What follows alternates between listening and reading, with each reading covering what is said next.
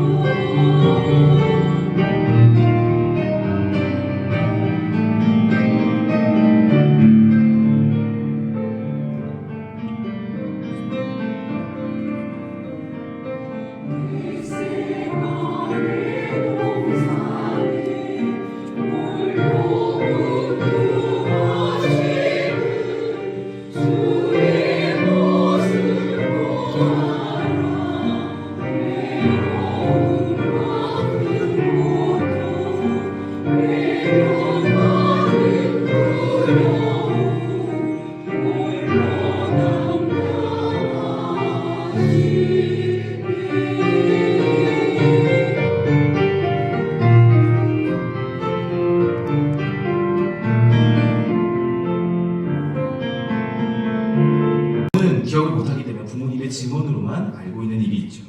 그 중에 하나를 소개해드리자면, 예배를 마치고 저희 부모님이 나오실 때 아들 목소리가, 제 목소리가 들렸다고 합니다. 제가 초등학교도 들어가지 않은 유치원 때의 나이입니다.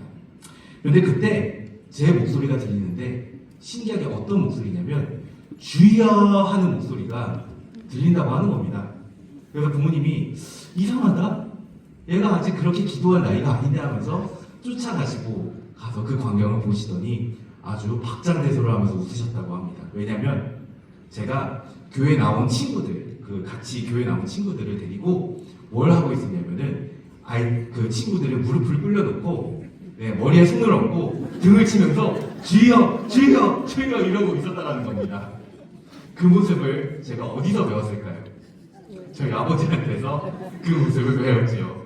보고 들은 그대로 제 친구들에게 행하고 있던 것이 제 모습이었다라고 그날 얘기하는 것을 제가 들었습니다. 여러분, 저희 아버지가 그렇게 기도를 하셨습니다. 새벽 기도 때나 또 부흥회 때가 되면 아버지께서 저희 교인들이 앞에 나오게 하셔서 무릎을 꿇고 그 기도할 때 머리에 손을 얹으시고 등을 치면서 주여 외치시면서 그렇게 기도하셨던 기억이 나고, 물론 저도 그 기도의 예외가 아니었습니다. 저도 그렇게 기도를 받았습니다. 제일 마지막 순서에 이제 성도님들 다 가시고 제일 마지막 순서에 제가 그렇게 기도를 받는데요.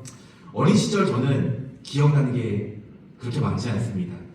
어린 시절에 저는 기도하시는 아버지의 그 진심보다 무엇을 먼저 보았냐면 제 등을 때리실 때 그게 너무나도 아팠습니다. 아팠습니다. 그래서 악소리 날 것 같아서 애써 꾹 입을 다물고 그 기도를 받았던 기억이 납니다. 그런데요, 생각해보면 지금 돌아서 나이가 들고 이제 점점 자라나서 그날을 돌아보면요, 그만큼 아버지께서 저를 위해서 진심으로 기도하셨구나. 그 등을 치는 그 세기만큼 얼마나 간절히 기도하셨을까. 그 기도의 제목들이 지금 저를 지탱해주고 있는 것이 아닐까, 그렇게 생각이 됩니다. 아마 여러분들도 그런 간절한 기도 제목들이 하나씩들은 있으실 겁니다. 자녀들을 위해서든 부모님을 위해서든 아니면 여러분들의 직장이나 사업이나 그 기도 제목들을 가지고 여러분 간절히 기도하는 제목들이 있으시겠지요. 차마 남들 앞에 내어놓지 못하고 가슴을 썩이면서 눈물로 기도하는 그러한 기도 제목들도 있습니다. 그 모든 소원들을 하나님께서도 아시고 우리 또한 하나님 앞에 그런 기도 제목들을 가지고 나아가면서 솔직한 마음으로 기도를 드리죠. 그런데 여러분, 우리는 알고 있습니다. 우리가 기도할 때 우리 혼자만 우리의 기도 제목을 위해서 기도하는 것이 아니라 나의 주변에 있는 사람들, 그리고 예수님과 성령님까지 우리를 위해서 중보하고 계시다는 것. 우리가 기도할 때 우리가 혼자서 기도하는 것이 아니라는 것을 우리는 잘 알고 있습니다. 로마서 8장 26절에서 사도 바울은 이렇게 말하였습니다. 로마서 8장 26절 말씀, 이와 같이 성령도 우리의 연약함을 도우시나니 우리는 마땅히 기도할 바를 알지 못하나 성령이 말할 수 없는 탄식으로 우리를 위하여 친히 간구하시느니라. 우리를 위해서 성령께서 말할 수 없는 탄식으로 기도하시며 또한 우리의 중보자가 되시는 예수님께서도 우리를 위해서 기도하고 계시죠. 뿐만 아니라 오늘 이 자리에서 찬양하면서 예배를 주관하고 있는 우리 중보기도대도 여러분들을 위해서 기도의 제목들을 가지고 간절히 기도하고 계신 그런 분들입니다. 시간을 정해놓고 나와서 기도하시면서 늘 여러분들을 위해서 중보하시는 분들이 계시기 때문에, 교회와 나라, 민족을 위해서 힘써 기도하시는 분들이 있기 때문에 기도의 든든한 뿌리가 우리 안에 우리를 지탱하고 있고, 우리가 하나님 안에서 자라나고 열매를 맺고 더욱 풍성한 삶을 살아갈 수 있는 것이겠죠. 여러분, 오늘 성경의 말씀은 그런 중보 기도의 열매를 잘 보여주는 본문입니다. 오늘 본문 바로 전에 있는 사도행전 12장 1절부터 3절까지의 말씀을 보면 이런 이야기가 나오고 있습니다. 그때 헤롯 왕이 손을 들어 교회 중에서 몇 사람을 해하려 하여 요한의 형제 야고보를 칼로 죽이니, 유대인들이 이 일을 기뻐하는 것을 보고 베드로도 잡으려 할 때는 무교절 기간이라. 헤롯 왕이 교회를 박해하는 사건이 일어나게 됩니다. 그 중에서도 12사도들 중 하나인 야고보가 이로 인해서 순교하는 사건, 12사도들 중에서는 최초의 순교자가 등장하는 사건이 일어납니다. 당시 그리스도인들에게 이 사건은 아주 큰 충격이었습니다. 박해를 받는 일이야 당연히 비일비재했습니다. 유대인들로부터 핍박을 받는 일도 당연히 있었습니다. 그로 인해 스데반 집사처럼 순교한 사람들도 많았습니다. 하지만 그럼에도 불구하고 12사도들이 두려워하지 않고 복음을 전했던 것을 우리는 알고 있죠. 그렇게 성령께서 사도들과 전도자들에게 함께 하시면서 박해는 있었지만, 꾸준히 박해하는 자들도 모함하는 자들도 있었지만, 계속해서 교회가 성장하고 있었습니다. 하나님의 말씀을 모르는 사람들이 어떻게 그리스도를 이해하고 믿겠느냐 생각해서 생각에 넣지도 않았던 이방인 그리스도인들, 이방인들에게 그들에게 말씀을 전하자, 베드로가 그들에게 말씀을 전하자 수많은 사람들이 그 가운데서 성령의 역사가 나타나는 것, 오순절 그들에게 임하였던 성령의 역사가 이방인들에게도 동일하게 나타난 것을 베드로와 그 자리에 모인 사람들이 목격하게 되죠. 날마다 부흥이 일어나고 있었습니다. 어느 정도냐? 가뭄으로 고난 가운데 처한 유대인 교회들을 오히려 이방인 교회들이 돕게 되는, 연보로 그들을 돕게 되는 역사까지 일어날 정도로 이방인 교회 또한 성장하고 있었고, 날마다 그리스도의 복음이 전파되는 것을 눈으로 보고 있던 때였습니다.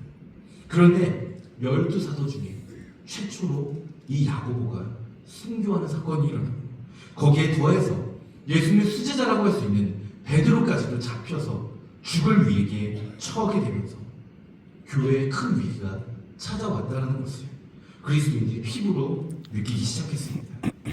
그럴 때 가장 먼저 그리스도인들이 한 것이 무엇이었냐? 바로 모여서 기도하는 것이었습니다. 오늘 말씀 5절은 그들의 모습을 이렇게 전하고 있습니다. 이에 베드로는 옥에 갇혔고 교회는 그를 위하여 간절히 하나님께 기도하더라. 가장 먼저 그들은 모였습니다. 함께 기도했습니다.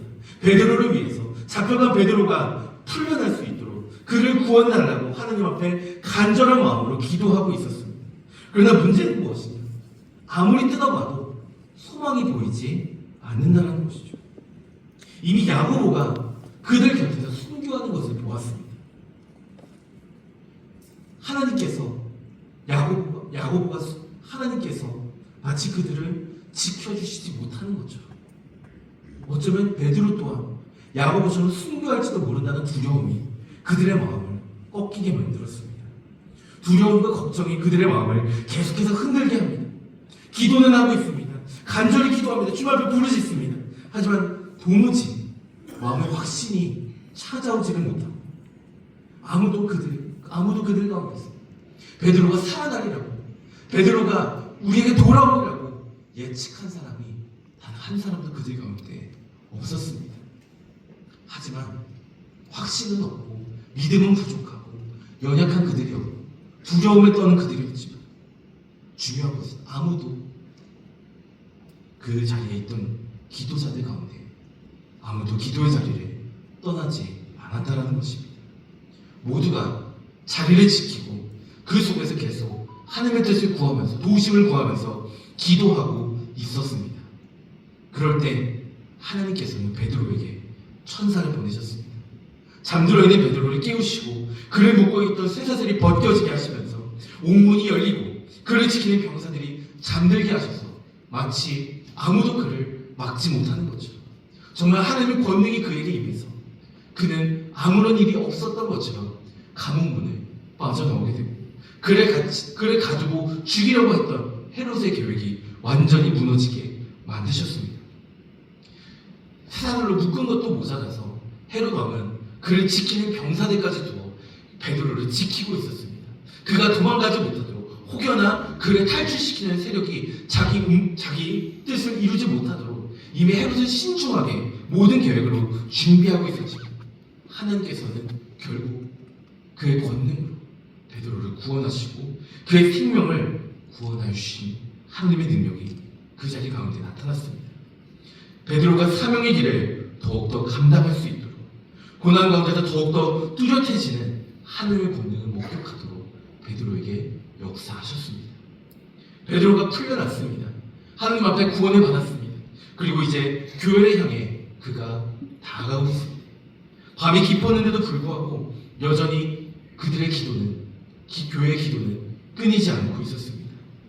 베드로는 베드로를 위해서 계속해서 기도하는 그 가운데 베드로는 집 대문을 두드렸습니다. 아직 베드로가 살아서 돌아온 것을 모르는 사람들은 어쩌면 병사들이 자기들을 잡으러 왔는가 두려워했을지도 모릅니다. 하지만 문 앞에서 들린 음성은 바로 베드로의 음성이었습니다. 영접하러 나왔던 로데라는 여자아이가 그 음성을 듣고 사람들에게 말합니다. 베드로가 돌아왔습니다. 예수님의 수제자 베드로가 우리에게 다시 돌아왔습니다. 그렇게 분명하게 소식을 전했지만 사람들은 그 소식을 믿지 못했습니다. 오늘 보면 바로 다음에 있는 사도행전 12장 15절에서 그들이 말합니다. 그들이 말하되 내가 미쳤다 하나 여자아이는 힘써 말하되 참말이라 하니 그들이 말하되 그러면 그의 천사라 하더라. 어린아이의 말이어서가 아니라 현실적으로 있을 수 없는 일이었기 때문에 강대한 헤롯이 직접 그를 가두고 그를 죽이려고 들었기 때문에 아무도 그가 살아 돌아오리라는 기대를 하지 못하고 있었습니다. 여자아이가 계속해서 분명히 베드로의 목소리였습니다. 대문에서 베드로가 문을 두드리는 소리를 내가 들었습니다라고 이야기하자 사람들이 생각했습니다. 그러면 베드로가 죽어서 천사가 돼서 우리에게 나타났나 보다. 베드로가 천사가 되어서 우리에게 나타나더라고 그렇게 생각했습니다. 그들이 비록 베드로가 돌아오기를 기도하고는 있었지만 얼마나 마음이 절망으로 가득했습니다. 얼마나 마음에 소망이 자리 잡지 못할 만큼 낙담함과 실망함이 가득했으며 여러분 눈앞에 베드로가 나타났다는 그 소식을 듣고도 대문 앞에 베드로가 문을 두드리고 있다는 그 소식을 듣고도 기도하는 자들은 그 소식을 믿지 못하고 있었습니다. 믿음이 흔들리고 있었던 것이죠. 하지만 그들이 문을 열자 베드로가 그들 앞에 살아 돌아와 있었습니다. 우리가 여전히 살아 숨쉬고 있음을 우리는 믿습니다. 주님, 이제 우리가 이 뿌리를 살릴 수 있도록 이 뿌리 가운데서 우리가 열매를 맺을 수 있도록 우리가 먼저 기도의 자리로 나아가게 하여 주시옵소서. 부족하더라도 믿음이 연약하더라도 흔들리더라도 주님 말씀을 붙잡고 우리가 나오기를 원하시는 주의 음성을 듣고 주님 앞에 관계를 맺으며 주님과 대화하며 주님 앞에 기도하며 나아가는 우리들이 되게 하여 주시옵소서. 그래야 흔들리더라도 때로는 어렵더라도 주님 앞에 기도하며 함께 중보하며 서로를 위해 지탱하며 나아가는 우리 오르돈교회가 되게 하여 주시옵소서. 우리 오르돈교회의 기도의 소리가 끊이지 않게 하여 주시옵소서. 그래 우리가 날마다 서로를 위해 중보하며 서로를 위해 세우며 날마다 성령의 역사가 우리 가운데 일어나고 하나님의 크신 역사가 우리 가운데 일어나서 하나님께서 우리에게 주신 사명을 감당할 수 있는 우리 오르돈교회가 될 수 있도록 하나님 역사하여 주시옵소서. 우리가 기도의 자리로 나아갈 때 우리에게 기도할 음성을 우리에게 알려주시고 우리에게 기도의 제목들을 알려주시면서 우리에게 기도하게 하시기를 원하오니 주여 우리의 입술을 주관하여 주시옵소서. 우리의 마음을 주관하여 주시옵소서. 우리의 발길을 기도하는 자리로 인도하여 주시옵소서. 우리가 합심으로 기도할 때 주님 크신 능력으로 우리에게 역사하여 주시옵소서. 우리에게 함께 하시며 우리를 위해 중보하시며 지금도 우리와 동행하고 계신 우리 주 예수 그리스도의 이름으로 간절히 기도드리옵나이다. 아멘. 나의 찬송 예수. 인도하셨네.